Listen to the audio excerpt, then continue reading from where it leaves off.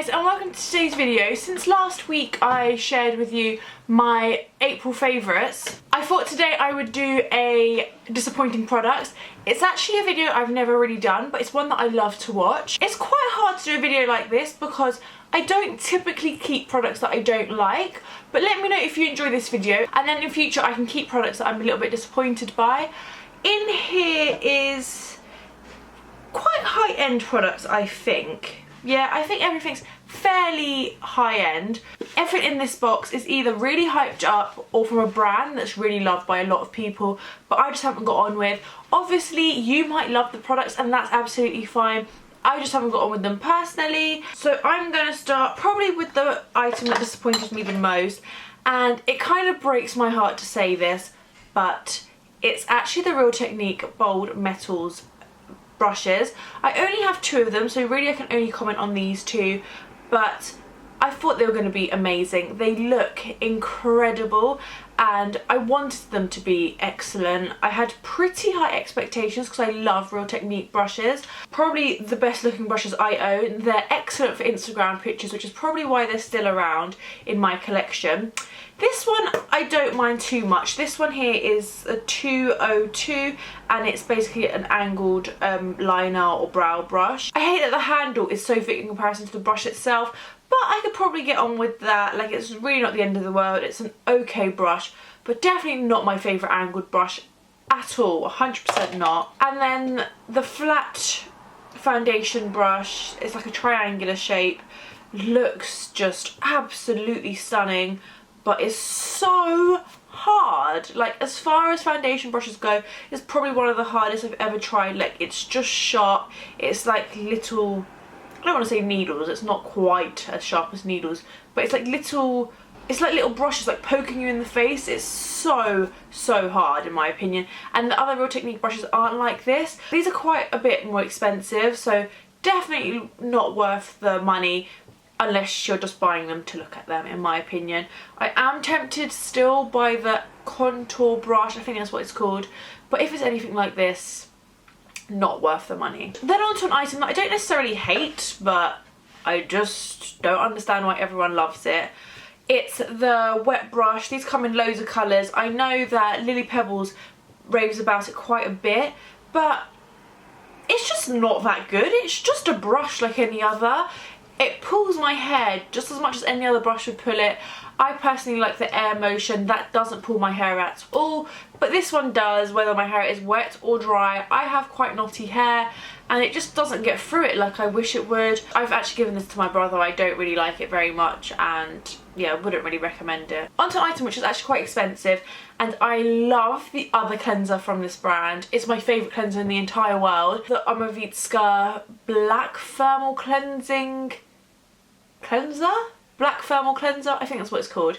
But I really don't like the cleansing foam, and I thought I was going to love this. I actually have a big one of these, but I don't know where it is, which is why I've got the mini version. Nowhere near as good as the cleansing balm. This is really drying in my opinion.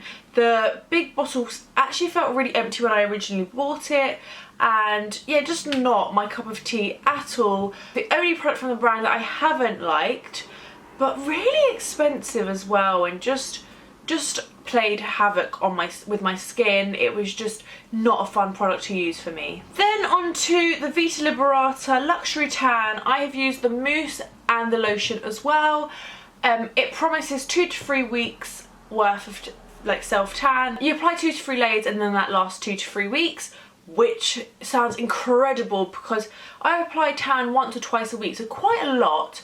I don't really have very much on now, but usually I apply once or twice a week, and I wanted to love this, really did. I just felt that is a pretty good promise to be making, and it lasts that long, but it's so drying on the skin, both the mousse and the lotion. The colour's quite nice but not incredible in my opinion. There's a lot of tans with a much nicer colour, but I think that's also because it's so drying that the colour never looks that glowy.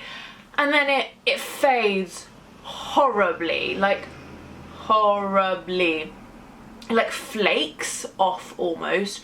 It kind of still leaves a bit of a colour underneath, but you're just generally all over pretty patchy. Some people swear by this, but I also know a lot of people that hate it, so you could kind of fall into either category. If you get on with it, obviously it's incredible that you don't have to apply tan that often, but if you don't and you're like me, you end up pretty patchy. My neck in particular was shocking, and because it does kind of stain more than a regular tan, it was hard to get off as well, so probably one that I won't be using again. And not cheap either. Then one that I don't necessarily hate it, but I definitely wouldn't recommend it, and that's the Philip Kingsley One More Day. The reason I don't hate it is because it doesn't do anything bad, because it just doesn't do anything at all. Like, I apply this and I kind of feel product coming out, but soaks up nothing in my hair. My hair is just as oily as it was before, adds no volume, and I definitely don't get one more day out of it. I quite like Philip Kingsley, some products at least. I didn't necessarily love the elasticizer like everyone else does, and the Philip Kingsley One More Day, I just wouldn't recommend it. I've had so many bottles of this and I finished them up because I kind of feel like, oh, maybe this time round it's gonna work, but I've never bought a bottle and I definitely wouldn't buy another bottle. The two last products are actually fairly new releases.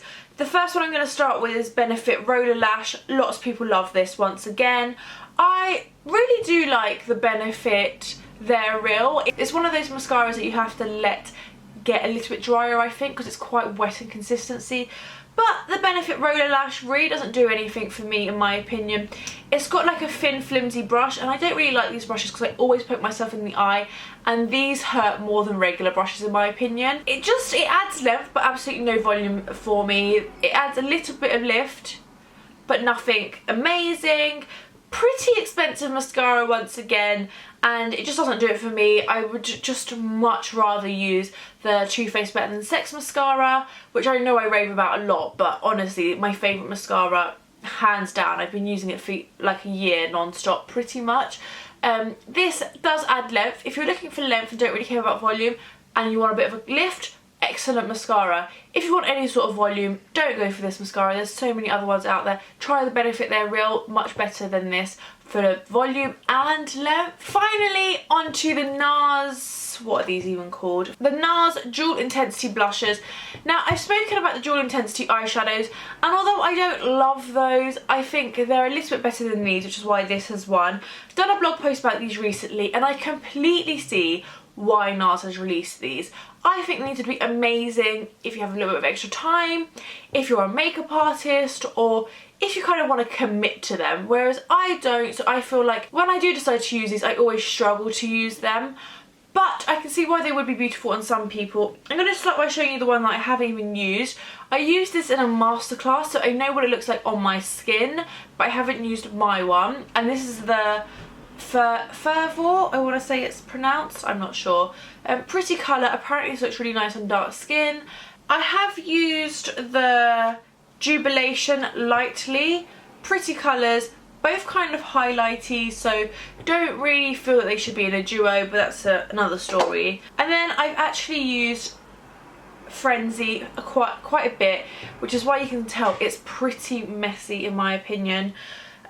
These are designed to be used both wet and dry. The reason I don't like them is because I think that when they're dry, they're just not very pigmented, quite chunky glitter, and then I just don't have the time, or I'm just not interested in using these wet, in all honesty, because that means I have to go wet my brush or get a spray.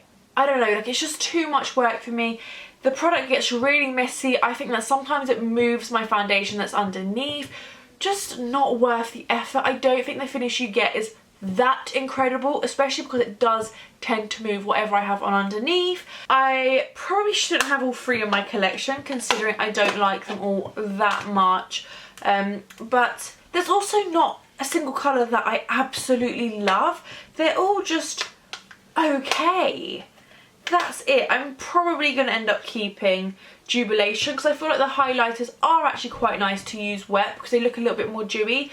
But these kind of blush, possibly contour colours, just not worth the effort. Like, really not at all. If I wanted a liquid or cream blusher or contour, I would just use one. I don't really think I need one that I can use either wet or dry because I've got liquid ones, so I could use a liquid one, and then I've got powder ones which I could just put on top. I guess if you're traveling, it kind of, and you want both, it kind of works, but not worth the money and just not really for me. Probably my least favourite NARS product that I've tried, because I do actually really like NARS. So a little bit of a shame. I really want to love them, but I just don't. And that's the end of my video. Like I said, let me know below if you enjoyed the video. Give it a like if you did, and if you'd like to see more of these videos. Let me know what products you've tried recently that you didn't like, and if you've tried any of the products I've mentioned, that would be quite interesting. If you love them or hate them too. Maybe hate's a strong word, or don't like them as much, a little bit disappointed by them. Let me know in the comments. I will see you hopefully very soon. Have a lovely day, and thanks for watching. Bye.